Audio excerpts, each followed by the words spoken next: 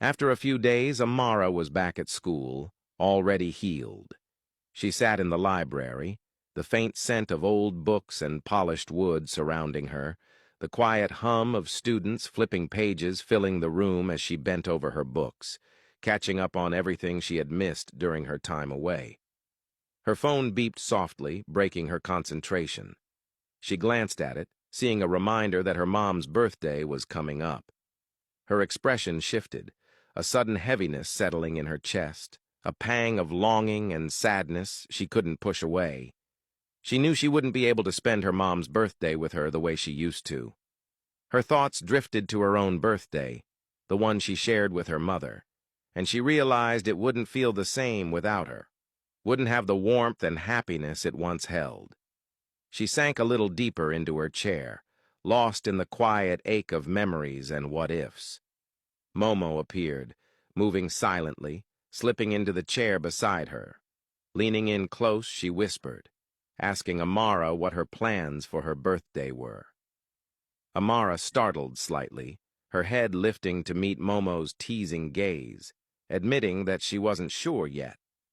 Momo's smile widened mischievously as she reassured her, saying there was no need to worry, that she knew Leeway would go all out for her. She added, almost with a laugh, that Amara was practically dating one of the richest men in China, and that she wouldn't be surprised if he bought her an entire mansion. Amara shook her head, smiling softly, telling her she didn't want anything so extravagant. Momo pouted dramatically, calling her boring, then leaned a little closer, lowering her voice conspiratorially and asking what her dream birthday had always been, whether she had imagined something magical in her mind.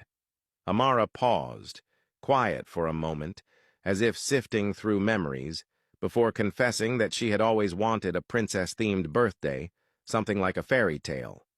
She admitted she had given up on the idea because her mom couldn't afford it, and she had always cherished the small gestures instead, sometimes just having a cake, sometimes her mom cooking for her if they couldn't afford one. Glancing at Momo, Amara asked softly why she was asking all this. Momo laughed lightly, the sound warm and teasing, telling her that maybe she wanted to surprise her, joking that she might have to rob a bank just to give her the fairy tale birthday she deserved. Both girls laughed a little too loudly, the sound echoing through the quiet library, drawing sharp, disapproving glances from other students, forcing them to quickly quiet down while still giggling under their breath. Meanwhile, Suri sat in her office, the soft glow of her computer screen illuminating her face as she scrolled through news articles spreading rumors about her and Leeway. A smile tugged at her lips, satisfaction and amusement mingling as she read each piece, savoring the attention. The shrill ring of her telephone cut through the room, and she immediately answered, her voice polite but impatient. Leeway's voice came through clearly, instructing her to come to his office. Her smile faltered, her chest tightening, and she hung up abruptly. She grabbed a small mirror from her desk, quickly fixing her makeup with precise, practiced movements, then straightened, her heels clicking sharply against the floor as she walked out with controlled purpose. As soon as she stepped into Leeway's office, her body froze. Two journalists sat waiting, pens poised, cameras ready, eyes flicking to her with expectation and curiosity. Slowly, she advanced, a knot of unease tightening in her stomach. Before she could even ask what was happening, Leeway's gaze landed on her, sharp and unwavering, holding her in place with unspoken authority. He instructed her firmly to give a statement to the journalists, clarifying that everything she had said about being in a relationship with him was untrue. He handed her a neatly typed document containing the statement she was to read. Suri's eyes flicked over the words, disappointment and frustration etching lines into her face as she realized he had called her for an entirely different thing than what she had expected. Suri stood there, holding the document tightly in her hands, her gaze flicking back to Leeway as she asked if he was really doing this, her voice trembling slightly. She explained that once she gave the statement, the journalists would keep digging to find out who he was really with, and if they discovered the truth, it could put the reputation of East Gate Group at risk, even his own. She pleaded with him to reconsider, her chest tightening as she tried to make him understand. Leeway's gaze remained unwavering, sharp and unyielding, as he asked her if she was coaching him about his love life, questioning where she had gotten such an idea. Suri immediately apologized, her voice softening, insisting that she was only considering the interests of East Gate Group. Leeway's eyes stayed fixed on her, cold and piercing, as he told her that the journalists were already waiting for her in the boardroom and that she should go and do as instructed. Suri nodded, swallowing hard, but as she moved to step out, Leeway's voice stopped her. She turned sharply, asking if he wanted anything else. His expression was icy as he told her that she had consistently failed to follow the instructions and regulations he had given her, and that as a consequence, she was suspended from work for 2 months. Suri froze, her body weakening, shock and disbelief coursing through her as she rushed toward him, pleading that he couldn't do this, that her department needed her, that this was the most critical time of the year. Leeway stood firm, his posture unyielding, and told her that if she was truly concerned about her department, she should have followed his instructions.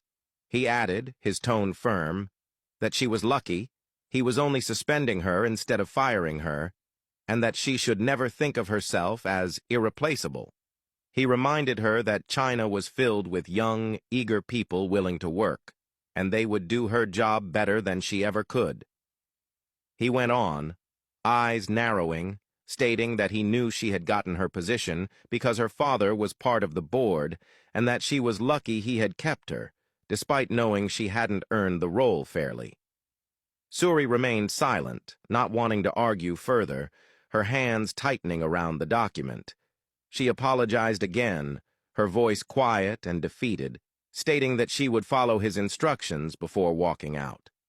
As soon as she left, Leeway turned back to his laptop, his fingers moving over the keyboard, checking work for a moment before grabbing his phone. A reminder had just popped up, signaling that Amara's birthday was tomorrow. A small smile tugged at his lips, a rare warmth flashing in his eyes. He immediately made a call, asking the person on the other side of the line if everything was ready, and upon receiving confirmation, he hung up and sat for a moment, excitement and happiness settling over him. He was clearly looking forward to celebrating her birthday with her and making it truly special. Meanwhile, Kai sat in his room, hands on his cell phone, scrolling through every source he could find, trying to search for any information about Master Shen. But there was nothing.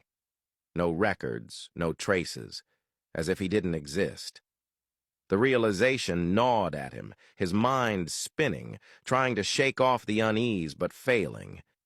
He still believed that bumping into Master Shen at the hospital wasn't a coincidence, the feeling tightening in his chest like a warning. Frustrated, he dialed Wubin's number. The phone rang once, twice, and then Wubin answered. Kai asked if he was back in Korea, and Wubin told him he wasn't yet, but that he would be there the following day. Wubin asked if everything was okay, if he needed anything. Kai hesitated for a moment, then told him that he needed him to look into someone, explaining that it seemed as if this person's existence had been erased, and that he couldn't find anything about him. Wubin agreed, telling Kai to send over all the details. Kai thanked him, and just as he was about to hang up, Wubin stopped him, saying he would be passing through China the following day, that it had been a long time since they had met and talked, and suggested they meet for a drink. Kai's expression lit up with visible excitement, agreeing immediately and telling him he couldn't wait. After hanging up, he sat back, hope and determination settling in his chest, silently wishing that Wubin would be able to find something on Leeway's master, to ease the strange, heavy feeling he had about him. He knew he wouldn't be able to let this issue go until everything was uncovered and the mystery resolved. The following morning, Amara slowly opened her eyes, realizing that Leeway was not beside her. She glanced at her bedside and saw a small gift box with a note lying next to it. Sitting up immediately, her curiosity piqued. She grabbed the gift box and opened it, revealing a fancy, custom-made necklace with a small stethoscope pendant and matching earrings. A soft smile tugged at her lips as she admired them, the delicate craftsmanship making her heart flutter. She picked up the note and read it. It said, "Thank you for existing in my life the way no one ever has. Happy birthday, my crazy, stubborn princess." A gentle laugh escaped her lips, thinking about how sweet and thoughtful the note was. Flipping it over, she read the rest of his message, telling her to freshen up and come to the kitchen. Excitement bubbled inside her, and she quickly got out of bed to prepare herself. Amara made her way into the main house, soft music drifting through the air. She glanced toward the kitchen and saw Leeway standing there with Bao Bao, both busy baking. Bao Bao stood on the counter, flour dusting his hair and cheeks, while Leeway carefully helped him apply icing to the cupcakes. The sight made her pause, her heart swelling at the domestic, tender moment. As soon as Bao Bao spotted her, he rushed over, shouting a happy birthday to her. Amara bent down slightly, smiling as she squeezed his cheeks and thanked him, telling him he was cute. The small boy proudly told her they had been baking something for her. Amara tried to peek at what it was, but he stopped her gently, saying that Uncle Leeway had told them it was a surprise and that she would see it once it was ready. He led her to a chair and helped her sit down as Leeway returned to his baking. Amara watched them, her smile growing wider with every passing moment. She thought about how cute they looked together, how focused and gentle Leeway was guiding the small boy. Her mind wandered, imagining him as a father, gentle, soft, patient, and she couldn't help but feel her heart swell with affection.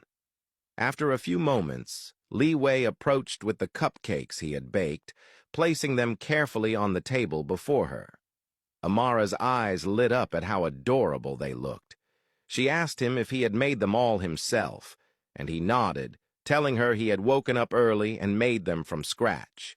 He then pulled her up firmly from the chair, holding her close, his gaze locking onto hers as he wished her a happy birthday.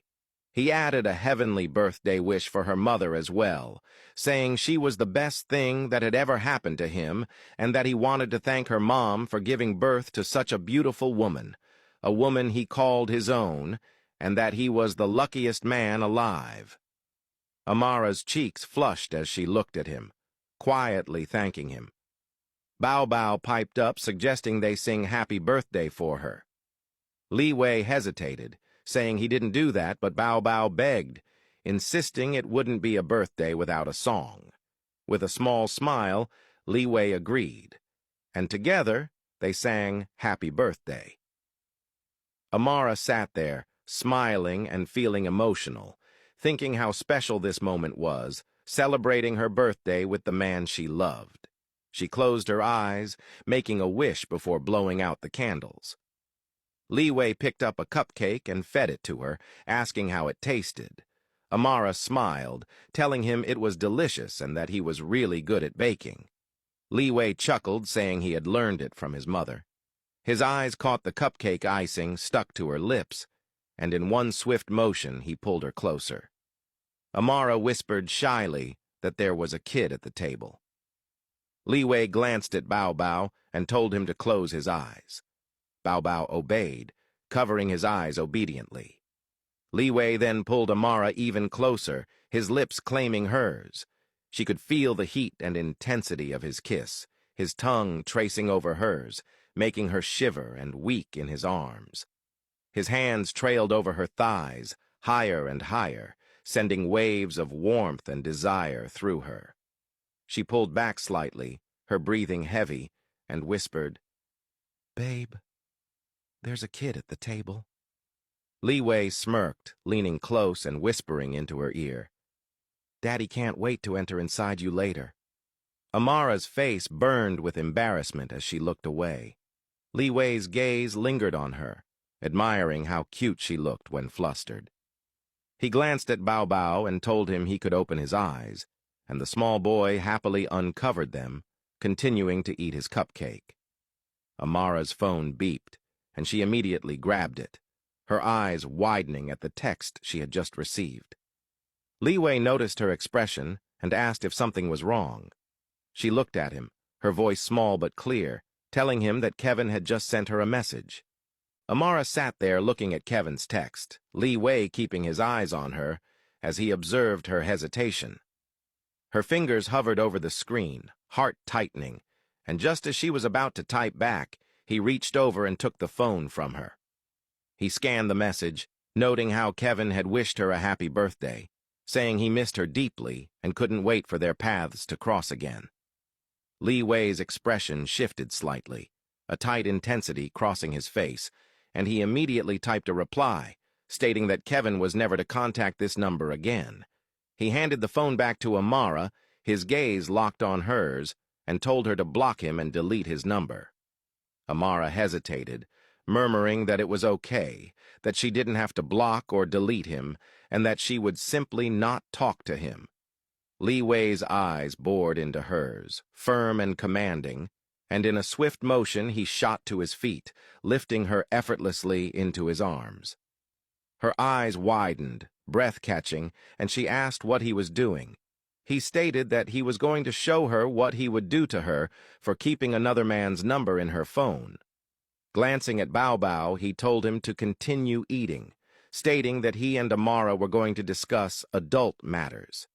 Each step he took toward the bedroom was deliberate enough to make the air between them thick with tension, radiating desire and unspoken promises. He set her down on the bed but kept her close, holding her firmly, his hands tight around her waist as though nothing could escape him. He took out his cell phone, unlocked it, and handed it to her. Confused, she took it, and he stated that she should go through his contacts and messages. As she scrolled, he kept his eyes fixed on her, calm but utterly firm. He stated that all the contacts on his phone were either business partners or people she already knew, those close to her. Even his social media showed no other female. Leaning in slightly, his gaze unwavering, he stated that she was still hesitating to block and delete Kevin's number, that Kevin should have been erased from her life the moment he left, and that there was no reason to keep him around, especially knowing the type of feelings Kevin had for her. Before she could say anything, he walked to the minibar fridge and retrieved an ice cube. Amara's pulse accelerated, the room suddenly charged, her senses heightened. She didn't feel fear. She felt anticipation, a thrilling shiver coursing through her as she remembered how much she loved it when he asserted dominance over her, how his punishments always made her body respond in ways she couldn't control. He moved closer, eyes locked on hers, radiating hunger, passion, and quiet danger, the kind of danger she loved. Slowly, he slid the ice cube between his lips, the glint of it catching the soft morning light, and leaned in. Amara's heart raced, breath catching as the intensity of his presence pressed into her. She had never seen him use this method before. He had tied her hands, left love bites, and sunk his teeth into her skin. But this was different, a sharper, more intoxicating kind of control. She could feel him looming over her, every nerve in her body alive with tension and desire. Anticipation coiled inside her, mingling with longing, her pulse thundering in her ears as she realized just how completely he was taking charge and how powerless she wanted to feel in his hands.